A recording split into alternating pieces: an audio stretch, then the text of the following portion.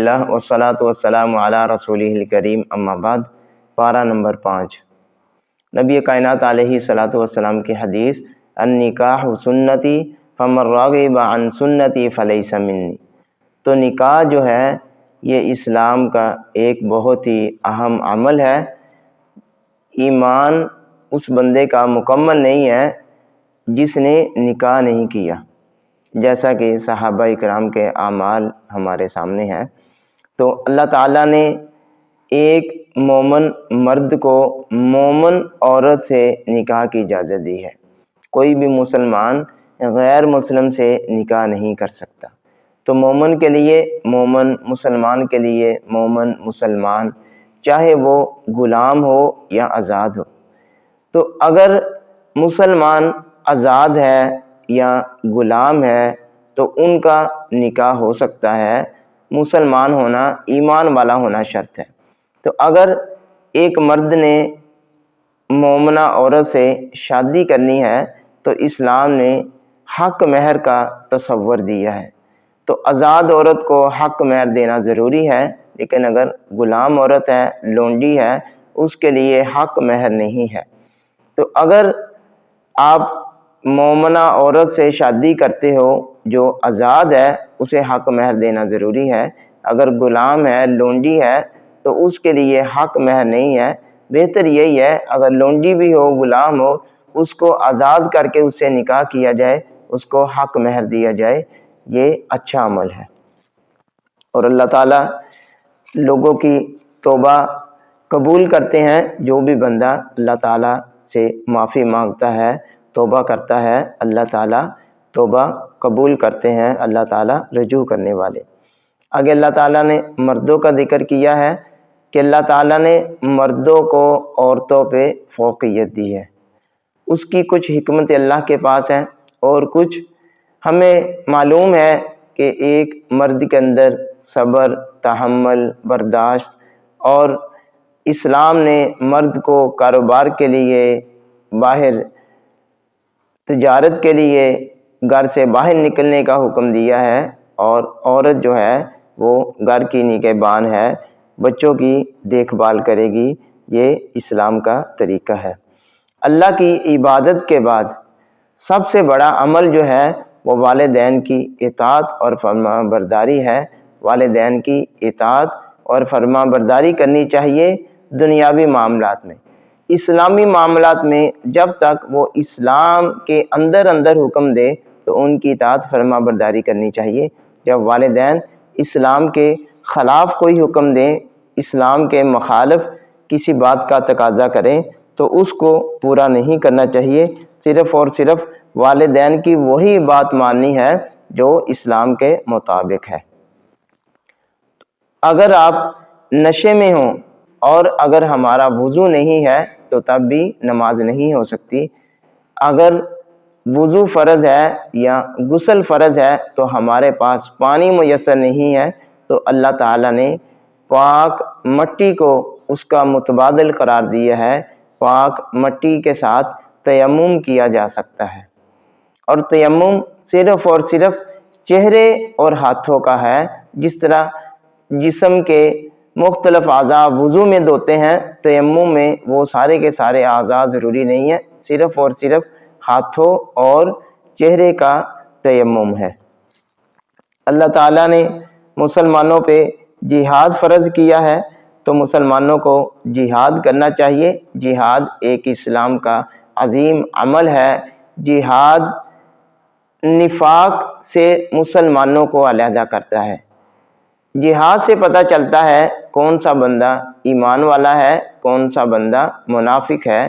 جب اللہ تعالیٰ نے جہاد فرض کیا تو مسلمانوں سے ایک گروہ علیحدہ ہو گیا جو منافقین کا تھا۔ ہمیں ہر وقت جہاد کے لیے تیاری، خواہش، کوشش کرتے رہنا چاہیے، اور اللہ تعالیٰ نے فرمایا کہ تم موت سے نہیں بچ سکتے۔ تو جہاد کے بغیر بھی ہم اگر موت سے نہیں بچ سکتے تو ہمیں شہادت کی خواہش کرنی چاہیے۔ آگے اللہ تعالیٰ نے شرک کا بیان کیا ہے، ان اللہ لا یغفر ان یشرک بہ ویغفر ما دون ذلک۔ تو شرک ایسا عظیم گناہ ہے جس کو اللہ تعالیٰ کسی صورت بھی معاف نہیں کر سکتے۔ شرک کے بغیر اگر کوئی بھی گناہ کیا جاتا ہے تو اگر اللہ تعالیٰ چاہیں تو اس کو معاف کر سکتے ہیں، حقوق اللہ، اور اگر اللہ تعالیٰ چاہیں تو اس پہ پکڑ کریں، لیکن شرک ایسا ہے جس کی معافی نہیں ہے۔ اللہ تعالیٰ کی اطاعت اور اللہ کے رسول کی اطاعت اور امراء کی اطاعت ضروری ہے جب تک امراء ہمیں دین کے مطابق حکم دے۔ اگر ہمارے امراء، ہمارے قائدین، ہمارے مولوی، ہمارے بڑے اسلام کے خلاف حکم دے تو وہ کام نہیں کرنا۔ اسلام میں شخصیت پسندی جائز نہیں ہے، شخصیت پرستی جائز نہیں ہے۔ اسلام شخصیت پرستی کو حرام قرار دیتا ہے، اسلام میں یہ جائز نہیں ہے۔ اور اسی طرح جب کوئی بھی آپ کو کسی بھی معاملے میں آپ نے فیصلہ کروانا ہے تو اللہ اور اس کے رسول کے فیصلے کو ماننا ہے، طاغوت کی پیروی نہیں کرنی۔ طاغوت کیا ہے؟ اسلام کے مطابق، اسلام کے خلاف، دین کے خلاف، شریعت کے خلاف کوئی بھی حکم، کوئی بھی نظام، کوئی بھی طریقہ جو ہے یہ طاغوت ہے، اس کی پیروی نہیں کرنی چاہیے۔ اور بغیر کسی وجہ کے کسی بھی مومن کا قتل اسلام نے منع قرار دیا ہے۔ بغیر کسی وجہ سے ہم کسی مسلمان کو، مومن کو، کلمہ گو کو نہیں قتل کر سکتے۔ اور جو بندہ بلا وجہ کسی ایمان والے کو، مسلمان کو، کلمہ گو کو قتل کرتا ہے اس کی سزا جہنم ہے۔ آج ہمارے معاشرے میں بہت سارے ایسے گروہ ہیں جو کافروں کو چھوڑتے ہیں اور مسلمانوں کو، ایمان والوں کو، کلمہ گو لوگوں کو قتل کرتے ہیں اس وجہ سے کہ یہ طاغوت ہیں وغیرہ وغیرہ۔ یہ ان کی باتیں صحیح نہیں ہیں۔ کسی بھی ہم کلمہ گو مسلمان کو، ایمان والے کو، چاہے وہ فاسق ہے، فاجر ہے، اللہ کے بعض احکامات کی نافرمانی کرتا ہے، ہم اس کو قتل نہیں کر سکتے۔ یہ حکومتوں کا کام ہے کہ اگر اس میں کوئی ایسا عمل ہے جو دین اسلام کے خلاف ہے یا ارتداد ہے تو یہ حکومت کی ذمہ داری ہے۔ عام کوئی بھی شخص، کوئی بھی مسلمان کسی دوسرے مسلمان کو، کسی دوسرے ایمان والے کو قتل نہیں کر سکتا۔ وَمَن يَعْمَلْ سُوءًا، تو جو بھی بندہ کوئی برا کام کرتا ہے، کوئی برائی کرتا ہے، گناہ کرتا ہے تو اس کو اسی کا وہی بدلہ ملے گا جو وہ عمل کرتا ہے۔ اور جو بندہ نیکی کرتا ہے، اچھا عمل کرتا ہے تو اسے اللہ تعالیٰ وہی بدلہ دیں گے جو اس نے نیکیاں کی ہے، جو نیک اعمال کیے ہیں۔ اور عورتوں کے دوبارہ معاملات مذکور ہیں تو عورتوں سے ظلم اور زیادتی کو اسلام نے منع قرار دیا ہے۔ یہ غلط ہے۔ عورتوں کو ان کے حقوق دینے چاہیے، جس طرح غریبوں، یتیموں کے حقوق ہیں، عورتوں کے حقوق ہیں، بچوں کے حقوق ہیں، اسی طرح جو تمہاری خواتین ہیں، بیویاں ہیں، ان کے بھی حقوق ہیں، وہ حقوق ادا کرنے چاہیے۔ اللہ تعالیٰ نے ایمان والوں کو دین پہ قائم رہنے کا، انصاف کے ساتھ، عدل کے ساتھ گواہی دینے کا حکم دیا ہے، تو ایمان والوں کو انصاف کی، عدل کی، سچی گواہی دینی چاہیے اور جھوٹ سے بچنا چاہیے۔ وہ لوگ جو اللہ تعالیٰ کی باتوں پہ ایمان لے آتے ہیں، اللہ کی اطاعت اور فرما برداری کرتے ہیں، وہ انعام یافتہ بندے ہیں۔ اللہ تعالیٰ کی ان پہ رحمتیں اور اللہ تعالیٰ کے فضل ہیں ان پہ۔ اور جو بندے اللہ تعالیٰ کی بات کو مانتے ہیں، ایمان لے آتے ہیں، پھر کفر کرتے ہیں، پھر ایمان لے آتے ہیں، متزلزل ہیں، تو یہ منافقین ہیں۔ اللہ تعالیٰ کو متزلزل شخص پسند نہیں ہے۔ اللہ تعالیٰ وہ بندہ چاہتے ہیں، اس کو پسند کرتے ہیں جس کے اندر استقامت ہے۔